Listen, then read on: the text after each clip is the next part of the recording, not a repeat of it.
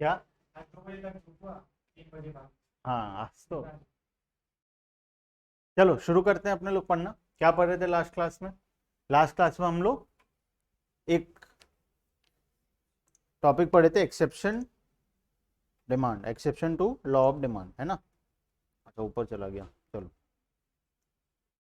Law of demand के exception हम लोग लास्ट क्लास में पढ़े थे। आज हम लोग एक बहुत ही इंपॉर्टेंट टॉपिक पढ़ेंगे, moment along the demand curve and shift in demand curve. बहुत इंपॉर्टेंट टॉपिक है, छोटा सा डिफरेंस है दोनों के बीच में, लेकिन बहुत ज्यादा इंपॉर्टेंट है ना। सेम चीज तुमको कहां पे मिलेगा? सप्लाई चैप्टर में मिलेगा, जो कि टर्म 2 में है, ठीक है। उसके बाद सेम कॉन्सेप्ट एक और बार तुमको मिलेगा मार्केट वाले चैप्टर में, ठीक है। तो बेटर है आज अगर ये कॉन्सेप्ट को समझ जाए तो सप्लाई चैप्टर में प्रॉब्लम नहीं होगा, फिर सेम कॉन्सेप्ट जब मार्केट चैप्टर में आएगा तब प्रॉब्लम नहीं होगा, ठीक है। तो बेटर है आज जो फर्स्ट टाइम इस कॉन्सेप्ट को पढ़ रहे हैं तब हम अपने लोग उसको डिटेल में और अच्छे से समझ लें, ठीक है।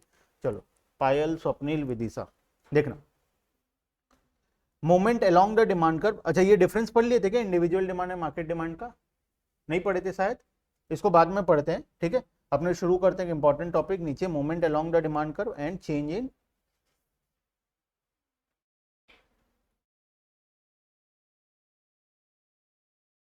एक सेकंड,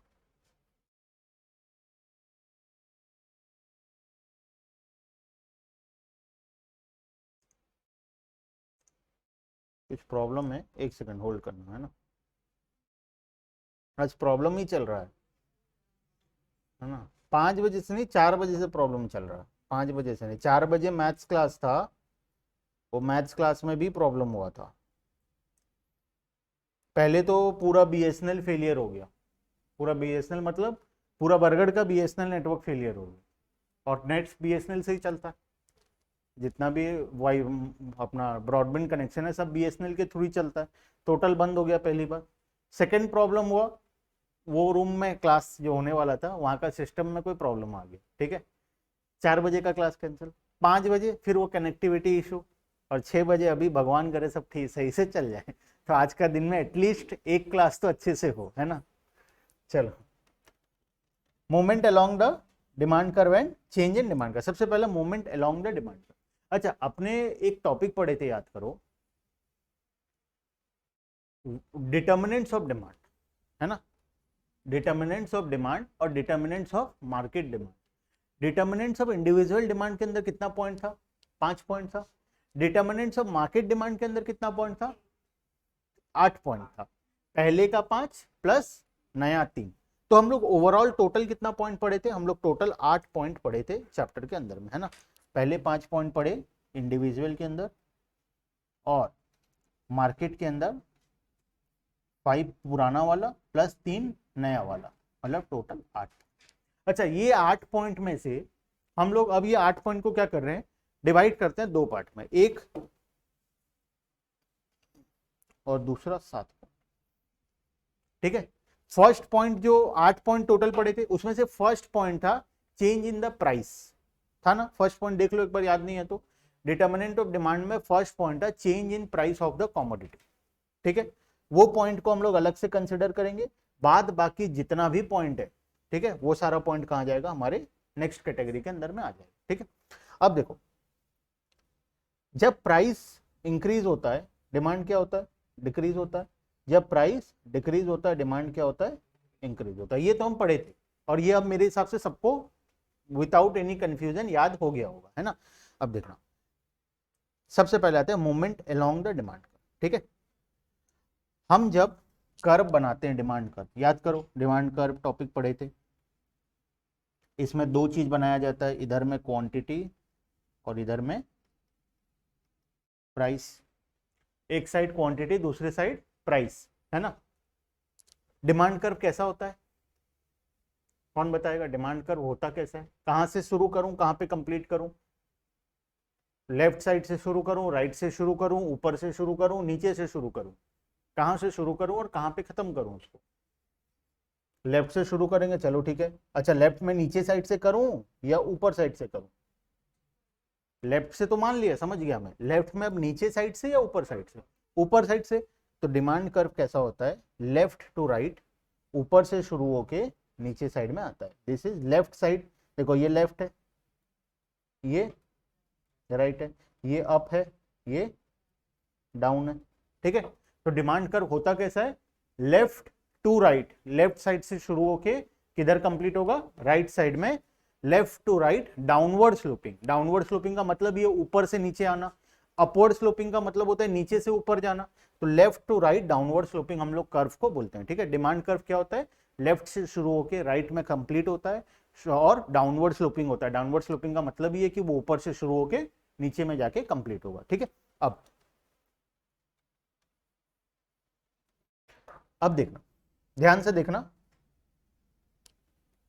पहले मान लो ये वाले पॉइंट में हम लोग थे, दिस इज P1, हम यहां थे, क्वांटिटी डिमांड कितना था, Q1। जब प्राइस P1 था, क्वांटिटी डिमांड कितना था, Q1, ठीक है। अब मान लो प्राइस कम हो गया, कहां आ गया प्राइस, मान लेते हैं P2 में आ गया प्राइस, तो क्वांटिटी डिमांड क्या हो गया, Q2। मतलब एक जब कम हो रहा है, जब प्राइस क्या हो गया, कम हो गया, तो डिमांड क्या हो गया, बढ़ गया, ठीक है। जब प्राइस कम हो गया, डिमांड क्या हो गया, बढ़ गया।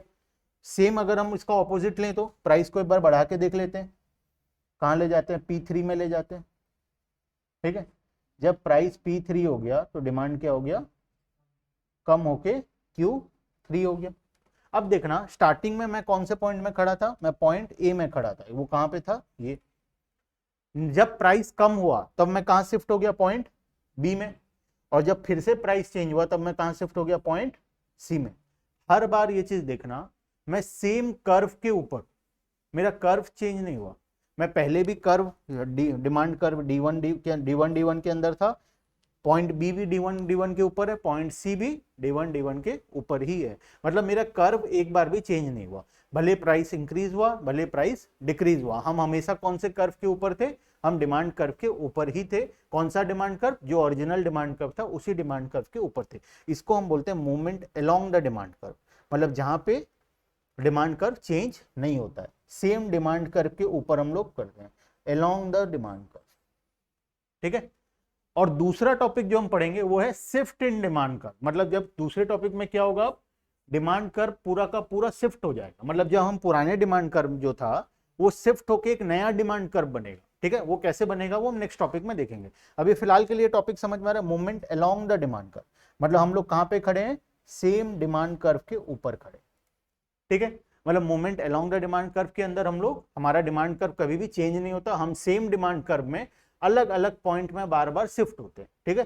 कर्व चेंज नहीं होगा, कर्व वही का वही रहेगा, हमारा पॉइंट चेंज होगा, या तो हम ऊपर चले जाएंगे या तो हम नीचे आ जाएंगे, ठीक है।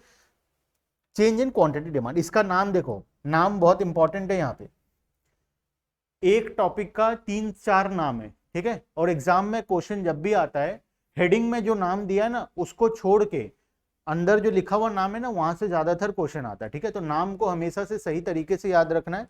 Movement along the demand curve पहला नाम हो गया। दूसरा नाम चेंज इन क्वांटिटी डिमांडेड, ये क्वांटिटी वर्ड यहाँ पे इंपॉर्टेंट है, चेंज इन क्वांटिटी डिमांड, ठीक है। तीसरा नाम है expansion and contraction in demand.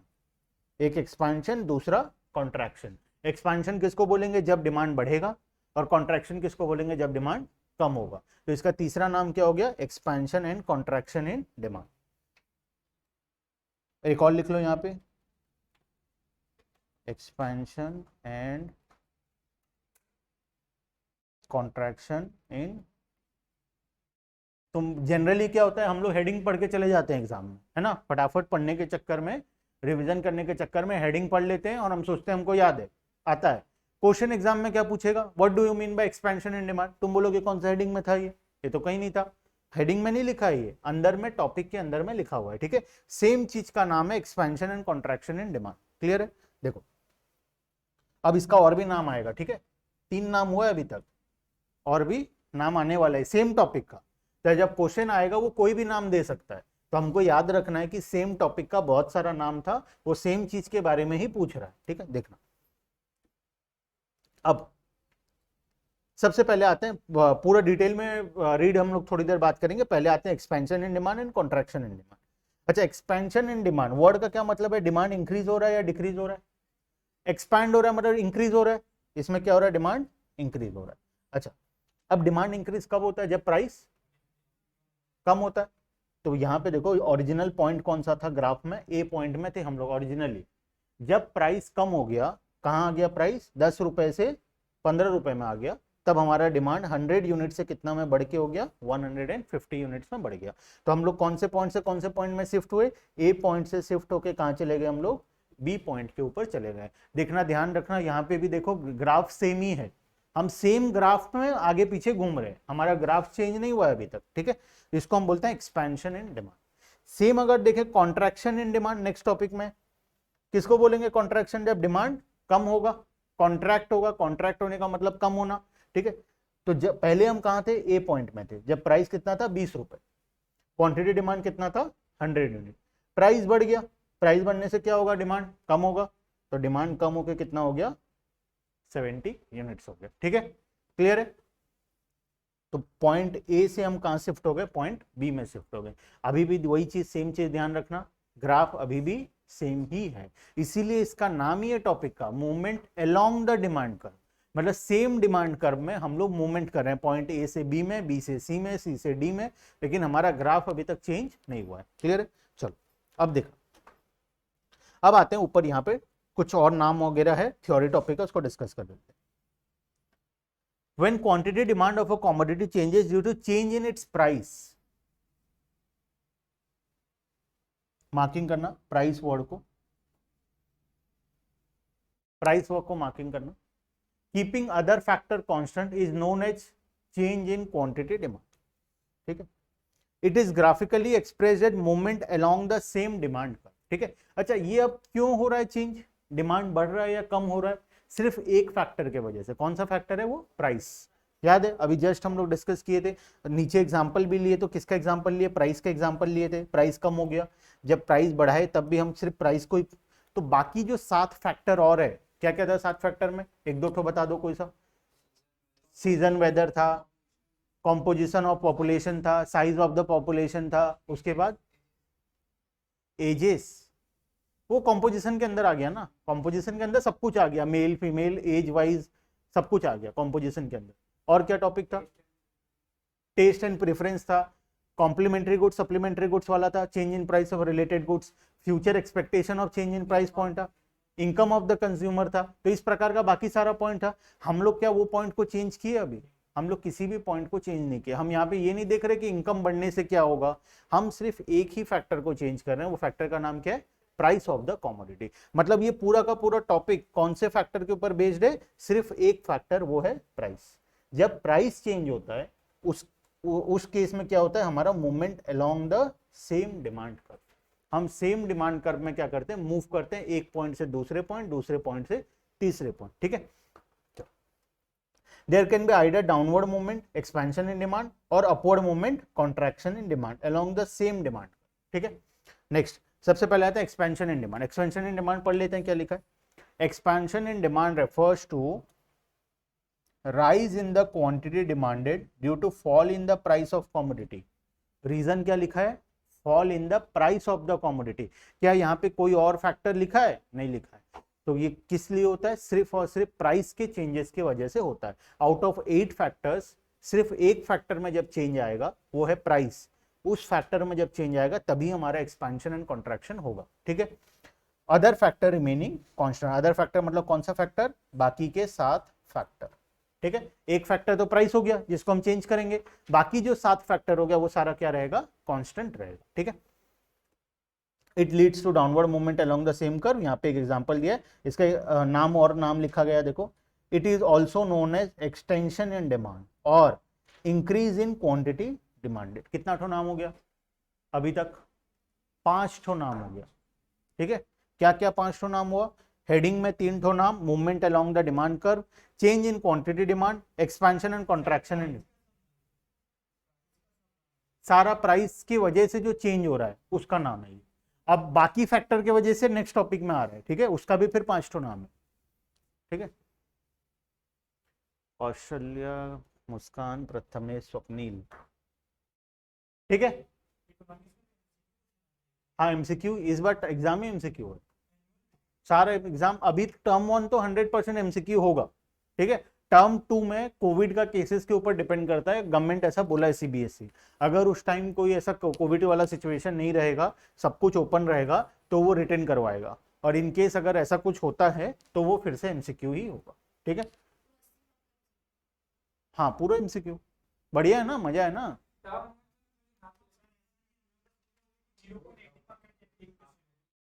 उसका मैं तुमको करवाऊंगा, कितना मार्क्स। सीबीएसई दे दिया है ऑलरेडी, सैंपल पेपर इशू कर दिया है सीबीएसई।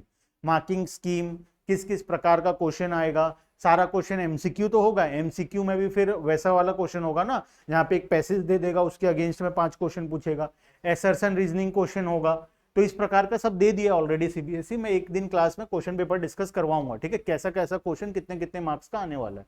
अभी फिलहाल के लिए ये सोच के चलो कि टर्म 1 पूरा एमसीक्यू होगा, टर्म 2 का हमको अभी तक नहीं पता है, वो सीबीएसई फिर से अलग से बताएगा। अभी तक सीबीएसई जो बोला है वो ये बोला है कि टर्म 1 एमसीक्यू करो 100%, टर्म 2 जो होगा वो या तो एमसीक्यू होगा या तो रिटर्न होगा, वो भी नोटिफिकेशन के थ्रू वो बताएगा। ठीक है, अगर कोविड का सब A to Z सब्जेक्ट, अगर कोविड का सिचुएशन ठीक रहा तो रिटर्न एग्जाम होगा, और इन केस अगर कोविड का सिचुएशन ठीक नहीं रहा तो एमसीक्यू एग्जाम होगा। और बेस्ट बेनिफिट ये है कि टर्म 1 का जो सिलेबस होगा वो टर्म 2 में नहीं आएगा। मतलब टर्म 1 जितना पढ़े, टर्म 1 एग्जाम हो गया, बुक कॉपी फाड़ के फेंक दो। अब टर्म 2 में फिर डायरेक्टली नया से पढ़ना है। मतलब जैसे कॉलेज में नहीं होता सेमेस्टर सिस्टम, सेमेस्टर 1 खत्म मतलब उसका बुक कॉपी फेंक दो, सेमेस्टर 2 चालू मतलब सेमेस्टर 2 का सिर्फ पढ़ना है। तो बेनिफिट ये हो गया कि जैसे हम एनुअल एग्जाम के टाइम क्या करते थे, साल भर का सिलेबस पढ़ते थे, जो स्टार्टिंग में पढ़ाया गया, जो बाद में पढ़ाया गया। अब हमको बेनिफिट ये हो गया कि टोटल सिलेबस 2 पार्ट में डिवाइड हो गया, आधा पढ़ो एग्जाम दे दो उसका काम खत्म, फिर आधा पढ़ो एग्जाम दे दो उसका काम खत्म। तो सबसे अच्छा एडवांटेज तो ये, और ये होना भी चाहिए, परमानेंटली ऐसा हो जाना चाहिए।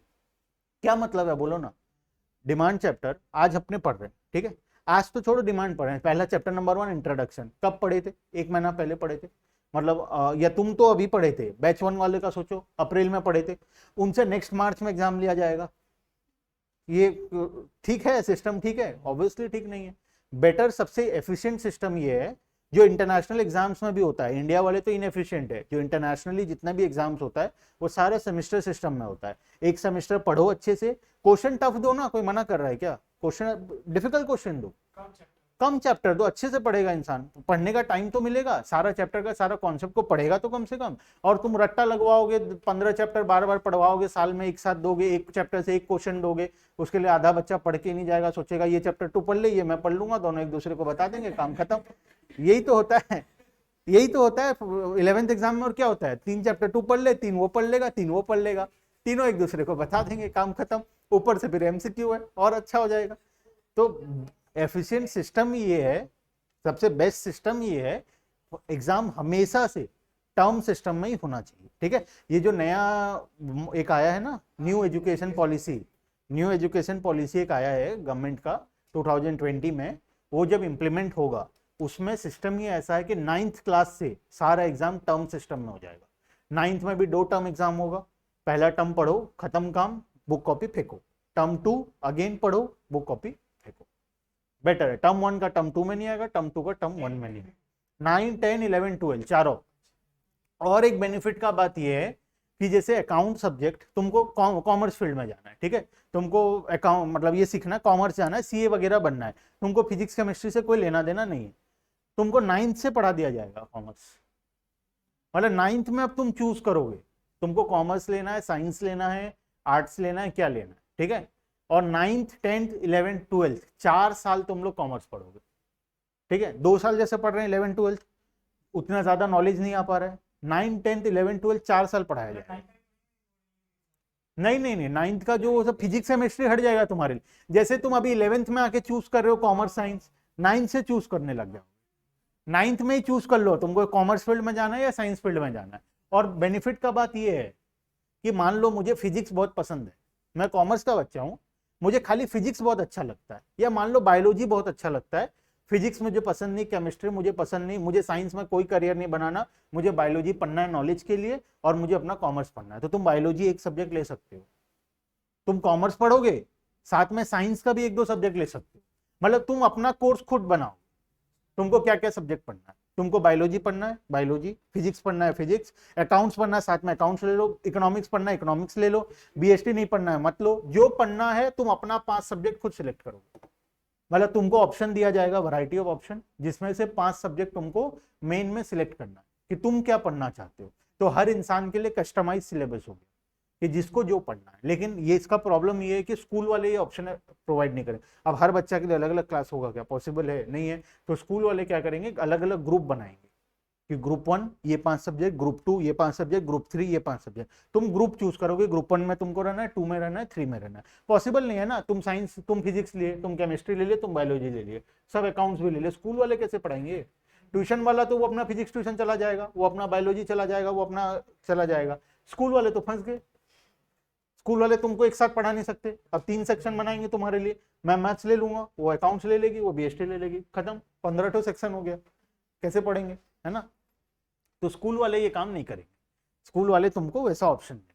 लेकिन तुम्हारा किस्मत खराब है, 11th में आ गए हो, इंप्लीमेंट होगा भी तो तुम्हारे लिए तो होगा नहीं। 12th में कैसे है? 9th से होते हुए आएगा इंप्लीमेंट, डायरेक्टली थोड़ी 12th में आके तुमको बोला जाए। तुम्हारा किस्मत चला गया। क्या है टर्म 1 टर्म 2 12th? वो तो कोविड रहेगा तो होगा, नहीं रहेगा तो पता नहीं अब सीबीएसई क्या करेगा। इस साल टर्म 1 टर्म 2 है 12th में। तुम जब 12th में जाओगे उसका पता नहीं क्या होने वाला है, अभी कुछ भी नहीं पता। मतलब अभी सब अनसर्टेन है। अभी क्या पता है, टर्म 1 एग्जाम होगा एमसीक्यू, उसके बाद फिर सीबीएसई जो बोलेगा टर्म 2 ऐसे होगा, फिर टर्म 2 के बाद अगर बोलता है कि नेक्स्ट ईयर भी ऐसा होगा तो नेक्स्ट ईयर भी फिर वैसा ही। ठीक है, चलो अब पढ़ लेते हैं अपने। ठीक है, expansion in demand and contraction in demand. Reason क्या है एक्सपेंशन कॉन्ट्रैक्शन का? सिर्फ प्राइस चेंज। ठीक है, प्राइस चेंज की वजह से क्या होता है, एक्सपेंशन कॉन्ट्रैक्शन होता है। अब देखो कॉन्ट्रैक्शन, देखो वही चीज लिखा है, contraction in demand refers to fall in the quantity demanded due to rise in the price of the commodity. Fall in quantity demanded due to rise in the price of the commodity. Other factors remaining constant. कौन सा factor change होगा? सिर्फ एक ही factor change होगा जिसका नाम क्या है, प्राइस। बाकी सारे फैक्टर्स क्या रहने वाले, कांस्टेंट रहने वाले। ठीक है, नेक्स्ट नीचे आते हैं शिफ्ट इन डिमांड। अब शिफ्ट क्यों होगा बताओ? अब इसमें कौन सा फैक्टर चेंज होगा? बाकी के 7 फैक्टर्स अब चेंज होंगे, सातों में से कोई सा भी एक फैक्टर चेंज होगा। अब प्राइस क्या रहने वाला है, कांस्टेंट। मतलब पहले प्राइस चेंज हुआ, बाकी सब चुपचाप बैठे थे, अब बाकी लोग बोलेंगे प्राइस चुपचाप बैठे। ठीक है, बाकी में से कोई भी बोल सकता है, कोई भी चेंज हो सकता है, प्राइस लेकिन अब चेंज नहीं होगा। तो उस केस में क्या होगा, डिमांड कर पूरा का पूरा शिफ्ट हो जाएगा। अब कैसे शिफ्ट होगा देखते हैं। आओ मैं पहले एक्सप्लेन कर देता हूं कॉन्सेप्ट को। कॉन्सेप्ट समझ जाने से क्या होता है, बुक का अपने आप लैंग्वेज समझ में आने लगता है। देखना, मान लो एक डिमांड कर्व अपने बना लेते हैं।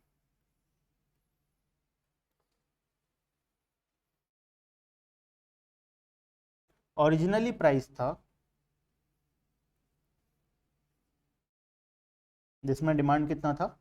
ठीक है, इधर क्या है डिमांड, इधर क्या है, ये मेरा स्टार्टिंग पॉइंट था ए। ठीक है, अब क्या चीज कांस्टेंट रहने वाला है, प्राइस कांस्टेंट रहने वाला है, प्राइस चेंज होगा नहीं। क्या चीज चेंज होगा, खाली डिमांड चेंज होगा। क्यों चेंज होगा, बाकी कोई भी फैक्टर चेंज होगा। मान लेते हैं कंज्यूमर का क्या हो गया, इनकम इंक्रीज हो गया, इनकम इंक्रीज हो गया कंज्यूमर। ठीक है, अब बताओ डिमांड बढ़ेगा या कम होगा? बढ़ेगा डिमांड, डिमांड को इंक्रीज करो भाई। प्राइस क्या रहने वाला है, price must be constant. Price क्या रहने वाला है, कांस्टेंट रहने वाला है। अब इस ग्राफ में करके देखो तो, डिमांड को बढ़ाओ, प्राइस को कांस्टेंट रखो, बनाओ नया पॉइंट। डिमांड खाली बढ़ना चाहिए, प्राइस नहीं बढ़ना चाहिए, प्राइस कांस्टेंट रहना चाहिए। हो पाएगा? देखो कैसे होगा। अब सिर्फ हम क्या करेंगे, डिमांड को बढ़ा देंगे। ठीक है, प्राइस क्या रहने वाला है, कांस्टेंट रहने वाला है। मतलब नया डिमांड क्या हो गया, Q1। डिमांड बढ़ गया, प्राइस क्या रहने वाला, कांस्टेंट। प्राइस को नहीं बढ़ा रहा हूं मैं, प्राइस उतना ही है ना, ओपी। प्राइस तो ऊपर नहीं गया या नीचे नहीं आया, प्राइस सेम लाइन में है। अब यहां पे क्या होगा, नया डिमांड कर्व हमको बनाना पड़ेगा। ये पॉइंट क्या होगा, दोनों मैच हो जाए। नया डिमांड कर्व बनाना पड़ेगा जहां पे क्या होगा, दोनों पॉइंट फिर से मैच हो जाएगा। ठीक है, ये नया डिमांड कर्व का नाम क्या होगा, D1। इस केस में डिमांड क्या हो गया, डिमांड कर्व कहाँ शिफ्ट हो गया ना, पुराना डिमांड कर्व जहां था अब वो शिफ्ट होके एक नया जगह में चला गया। हम क्या पॉइंट शिफ्ट हुआ, पॉइंट शिफ्ट नहीं हो रहा है, यहाँ पे प्राइस कांस्टेंट है, खाली डिमांड चेंज हो रहा है, जिसकी वजह से क्या होगा, कर्व शिफ्ट हो जाएगा। ठीक है, तो ये कर्व को हम लोग बोलते हैं right word shift, right side में शिफ्ट हो रहा है। ये लेफ्ट साइड होता है कर्व का, ये कौन सा साइड है, राइट साइड। तो कर्व किधर साइड शिफ्ट हुआ, राइट साइड, इसको हम क्या बोलते हैं, राइट वर्ड शिफ्ट। तो राइट वर्ड शिफ्ट कब होता है, जब डिमांड इंक्रीज होता है। अब डिमांड मान लो डिक्रीज करके भी देख लेते हैं एक बार, चलो कर लेते हैं एक बार फटाफट। डिमांड को डिक्रीज कर ली, मान लो डिमांड क्या हो, मान लो डिमांड क्या हो गया, डिक्रीज हो गया, Q2। ठीक है, पहले Q था, अब डिमांड डिक्रीज, क्यों डिक्रीज होगा डिमांड, इनकम मान लो कम हो गया, इनकम केस नंबर 2, इनकम कम हो गया, जिससे डिमांड क्या होगा, ये भी कम हो जाएगा। प्राइस क्या रहने वाला है, प्राइस रहने वाला है कांस्टेंट। ठीक है, कांस्टेंट का सीधा एरो बना दे, जैसे इंक्रीज का ये होता है, डिक्रीज का ये होता है, कांस्टेंट का ये होता है। ठीक है, तो प्राइस क्या रहने वाला है, कांस्टेंट रहने वाला है। अब क्या, ये वाला, ये एरो, क्योंकि डिमांड कम कर रहा हूं, क्वांटिटी पहले क्या था, OQ था, अब इसको क्या कर रहा हूं, कम कर रहा हूं। OQ था पहले, इनकम कम हो गया, जिससे डिमांड कम होगा। डिमांड कम कहां होने से क्या होगा, Q से कहां जाएगा, डिमांड Q2 में जाएगा। इसीलिए ये एरो बना दिया, मैं तुमको शो करने के लिए बनाया एरो की, डिमांड पहले यहां था, अब ये शिफ्ट होकर कहां आ गया, Q2 में आ गया। ठीक है, तो नया पॉइंट क्या है, ये वाला, ये मान लो B था, ये क्या है पॉइंट C। अब यहाँ पे कौन सा कर्व बनाना पड़ेगा, एक नया कर्व यहाँ पे फिर से हमको बनाना पड़ेगा, जो कौन से पॉइंट से पास होगा, D2। इस केस में ये कहाँ शिफ्ट हो रहा है, लेफ्टवर्ड शिफ्ट हो रहा है, लेफ्ट साइड में शिफ्ट हो गया ना। ओरिजिनल कर्व D था, जब डिमांड इंक्रीज हुआ तो ये ऊपर साइड चला गया, अब जब डिमांड डिक्रीज हुआ ये नीचे साइड आ गया। अब ये ऐसा क्यों चेंज हो रहा है, because of change in other factor. ठीक है, कांस्टेंट क्या रहने वाला है यहाँ पे, प्राइस कांस्टेंट। ठीक है, समझ में आया, थोड़ा मोड़ा समझ में आया, पूरा नहीं तो देखते हैं बुक में क्या लिखा है, फिर पूरा समझ में आ जाएगा। ठीक है, देखना, shift in demand. When the demand for a commodity changes due to change in any factor other than own price of the commodity, other than कौन सा प्राइस, ओन प्राइस। क्या यहाँ पे सब्सटीट्यूट और कॉम्प्लीमेंट्री का प्राइस चेंज हो सकता है, हो सकता है, ओन प्राइस बोला है, खुद का प्राइस चेंज नहीं होना चाहिए। सब्सटीट्यूट या फिर कॉम्प्लीमेंट्री का तो हो ही सकता है। सब्सटीट्यूट और कॉम्प्लीमेंट्री कौन से पॉइंट में था, देखो तो पॉइंट नंबर 2 में था, देख लो एक बार, पॉइंट नंबर कहाँ था, 2 में था, है ना। पॉइंट 1 में क्या था, change in the price of own commodity, खुद का प्राइस चेंज नहीं होना चाहिए। ठीक है, मैं जो प्रोडक्ट है वो प्रोडक्ट का प्राइस चेंज नहीं होना चाहिए। मेरे सब्सटीट्यूट का चेंज हो सकता है, मेरे कॉम्प्लीमेंट्री का चेंज हो सकता है। सब्सटीट्यूट मतलब मान लो मैं टी का प्राइस देख रहा हूं, तो सब्सटीट्यूट मतलब कॉफी का प्राइस चेंज होने दो, उससे कोई मतलब नहीं, टी का प्राइस चेंज नहीं होना चाहिए। ठीक है, तो खुद का प्राइस चेंज होना, it is known as change in demand. वहां पे क्या नाम था पुराना वाले में, देखो तो पुराने वाले में नाम क्या था, नहीं, इसके पहले टॉपिक में नाम क्या था, चेंज इन क्वांटिटी डिमांड था, याद करो, देखो मार्क भी किए थे, हेडिंग देखो, movement along the demand curve, उसका यहाँ पे नाम क्या आ गया, शिफ्ट इन डिमांड कर्व। उसका दूसरा नाम क्या था, चेंज इन क्वांटिटी डिमांड। वहां पे क्वांटिटी वर्ड इंपॉर्टेंट और मार्क भी करवाते थे कि क्वांटिटी को मार्क करो, क्योंकि क्वांटिटी जहां पे भी लिखा जाता है, क्वांटिटी हमेशा प्राइस चेंज होने से लिखा जाता है। ठीक है, जब भी बोला होगा चेंज इन क्वांटिटी डिमांड, इसका मतलब क्या चीज चेंज हुआ है, प्राइस चेंज हुआ है। चेंज इन डिमांड लिखा है, इसका मतलब क्या चीज चेंज हुआ है, प्राइस को छोड़ के अदर फैक्टर चेंज हुआ है। यहां पे लिखो बगल में, when quantity word is used, it means price of the commodity has changed। Price of the commodity क्या हुआ है, चेंज हुआ है। जब when quantity word is used in means price of the commodity has changed। जब quantity word use होगा उसका मतलब है कौन सा फैक्टर चेंज हुआ है, प्राइस चेंज हुआ है। मतलब समझ जाना, क्वेश्चन में तुमको बोलेगा नहीं, तुमको कहीं पे भी नहीं बोलेगा प्राइस चेंज हुआ है बोल के, तुमको क्या लिख देगा, क्वांटिटी डिमांड इंक्रीज हो गया, उसका मतलब क्यों क्या हुआ है, प्राइस डिक्रीज हुआ है, क्योंकि क्वांटिटी वर्ड कब यूज करेगा, जब प्राइस चेंज होगा। और डिमांड इंक्रीज हुआ है, कब इंक्रीज होता है, जब प्राइस कम होता है। इसका मतलब इंप्लाइड मीनिंग क्या है, प्राइस क्या हुआ है, कम हुआ है। ठीक है, तो quantity, when quantity word is used it means price of the commodity has changed. When quantity word is not used before demand, it means price is constant and any other factor, कहाँ लिखूं मैं, नीचे लिख दे रहा हूं, तुम जगह देख के लिख लेना, any other factor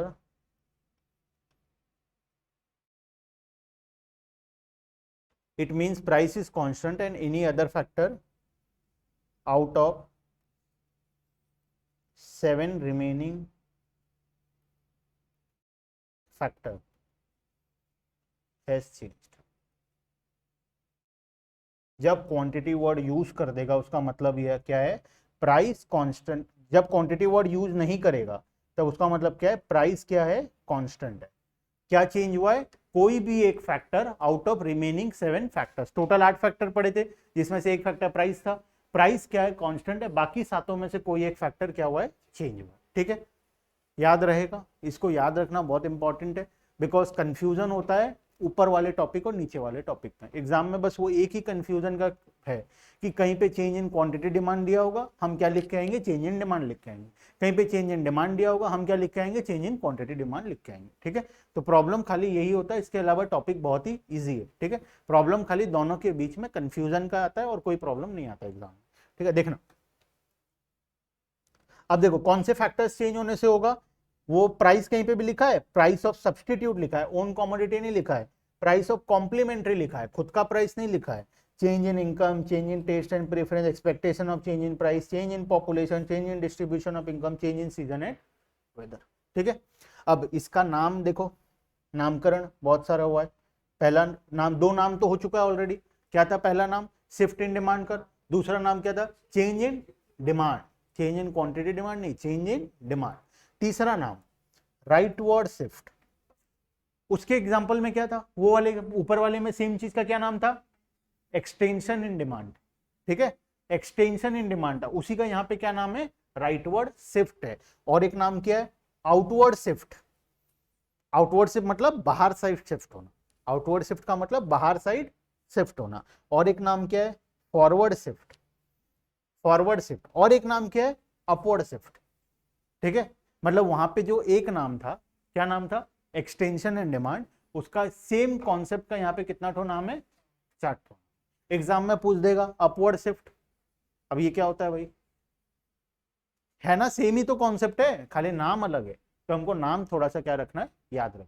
ठीक है, नेक्स्ट लेफ्टवर्ड शिफ्ट के केस में, leftward shift can also be termed as, अच्छा लेफ्टवर्ड शिफ्ट का वहां पे क्या नाम था, कॉन्ट्रैक्शन इन डिमांड। ठीक है, वहां पे क्या नाम था ऊपर, कॉन्ट्रैक्शन इन डिमांड, यहाँ पे क्या नाम है, leftward shift. Can also B term है इनवर्ड शिफ्ट, बैकवर्ड शिफ्ट या फिर डाउनवर्ड शिफ्ट। ठीक है, अभी नाम कंप्लीट नहीं हुआ और नाम आ रहा है आगे। ठीक है, देखो सबसे पहला इंक्रीज इन डिमांड। अच्छा ये इंक्रीज इन डिमांड क्यों होगा, due to which factor, any factor other than price. यहाँ पे क्या कांस्टेंट रहने वाला है, प्राइस कांस्टेंट रहने वाला है, बाकी सातों में से कोई भी फैक्टर यहाँ पे चेंज हो सकता है। देख लें, increase in demand refers to rise in the demand of a commodity cost due to any factor other than price. Price को छोड़ के बाकी किसी भी रीजन से अगर डिमांड इंक्रीज हो रहा है तो उसको हम क्या बोलते हैं, इंक्रीज इन डिमांड बोलते हैं। अच्छा प्राइस की वजह से अगर हो रहा है तो उसको क्या बोलते हैं, increase in quantity demand, increase in quantity demand. अगर प्राइस के वजह से डिमांड इंक्रीज हो रहा है, मान लो प्राइस कम हो गया, डिमांड बढ़ेगा, उसको क्या बोलेंगे हम लोग, इंक्रीज इन क्वांटिटी डिमांड बोलेंगे।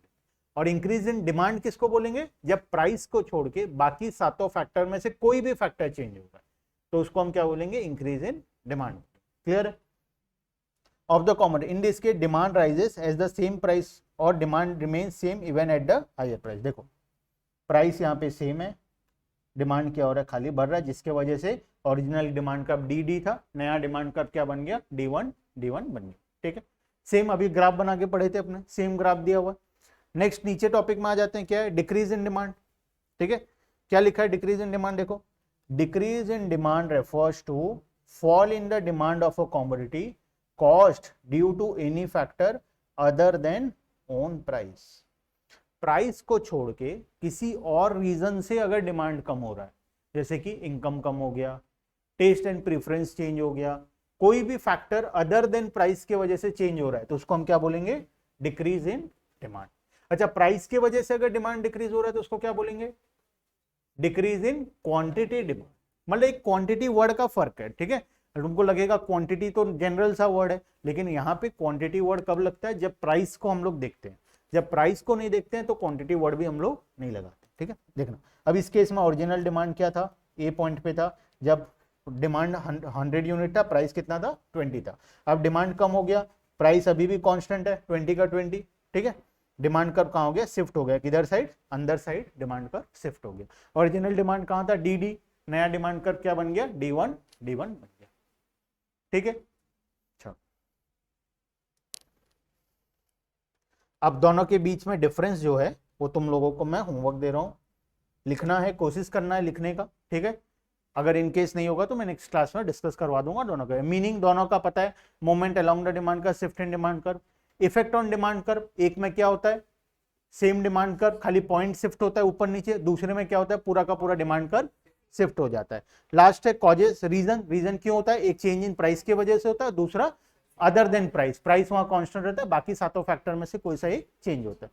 क्लियर है, याद रहेगा, आज के लिए होमवर्क है। ये टॉपिक सबसे इंपॉर्टेंट टॉपिक है ये चैप्टर का। ठीक है, तो ये टॉपिक को अच्छे तरीके से घर में रिवाइज करना है। सेम कॉन्सेप्ट फिर से आने वाला है सप्लाई चैप्टर में, जब हम सप्लाई का देखेंगे, चेंज इन क्वांटिटी सप्लाइड और change in supply, movement along the supply curve, shift in supply curve. ठीक है, सेम कॉन्सेप्ट आने वाला है मार्केट चैप्टर में फिर से एक बार। ठीक है, जो कि दोनों चैप्टर कहाँ पे, टर्म 2 के सिलेबस में, टर्म 1 में नहीं है। टर्म 1 में नेक्स्ट चैप्टर जो हमारा है इलास्टिसिटी ऑफ डिमांड, वहां तक है सिर्फ, उसके बाद जितना भी चैप्टर है वो कहाँ है हमारा, नेक्स्ट टर्म में। ठीक है, तो सेम कॉन्सेप्ट नेक्स्ट टर्म में एक बार फिर से हम लोग पढ़ेंगे। तो इंपॉर्टेंट है कॉन्सेप्ट, इसको आज यहाँ से यहाँ तक पढ़ना है, अच्छे से पढ़ के आना है घर में। ठीक है, आज ही पढ़ लोगे तो याद रहेगा, आज नहीं पढ़ोगे तो हो सकता है परसों वाले क्लास तक पूरा फिर से भूल जाओ। बेटर है 5 मिनट से 10 मिनट लगेगा, आज घर जाके एक बार खाली बुक खोल के रीड कर लोगे तो याद रह जाएगा कॉन्सेप्ट। ठीक है, चलो, ओन प्राइस का मतलब देखो, मान लो ये डिमांड कर्व है। ठीक है, डी, इधर क्या लिखेंगे, डिमांड, इधर क्या रखेंगे, प्राइस। अच्छा, जब प्राइस ओपी था, ये क्या था, OQ था, डिमांड। ठीक है, ये किस चीज का बात हो रहा है, कौन सा कॉमोडिटी का बात हो रहा है, कोई भी एक कॉमोडिटी ले लेते हैं, मान लेते हैं टी ले लेते हैं। ठीक है, टी ले लेते हैं।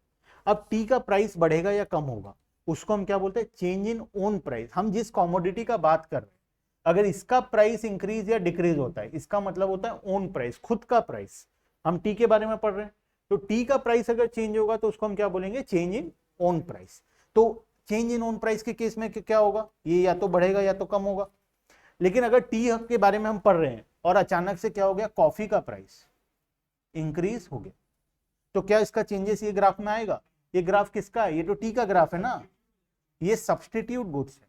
तो सब्सटीट्यूट गुड्स या फिर कॉम्प्लीमेंट्री गुड्स का प्राइस चेंज होता है, तो हमारा यहाँ पे प्राइस चेंज नहीं होगा। ठीक है, ये कौन सा केस होगा, ये सेकंड वाला केस होगा, जिसमें प्राइस क्या है, कांस्टेंट है। कौन सा प्राइस कांस्टेंट है, टी का प्राइस कांस्टेंट है। तो ओन प्राइस का मतलब होता है हम जो कॉमोडिटी के बारे में पढ़ रहे हैं वो कॉमोडिटी का प्राइस नहीं चेंज होना चाहिए। उसका सब्सटीट्यूट गुड जैसे कि कॉफी चेंज हो सकता है, इसका कॉम्प्लीमेंट्री गुड जैसे शुगर, उसका प्राइस चेंज हो सकता है, लेकिन हमारा टी का प्राइस चेंज नहीं होना चाहिए। क्लियर है, इसको हम बोलते हैं ओन प्राइस। ठीक है, कौशल्या, मुस्कान, स्वप्निल, कोई भी डाउट है तो बताओ फटाफट।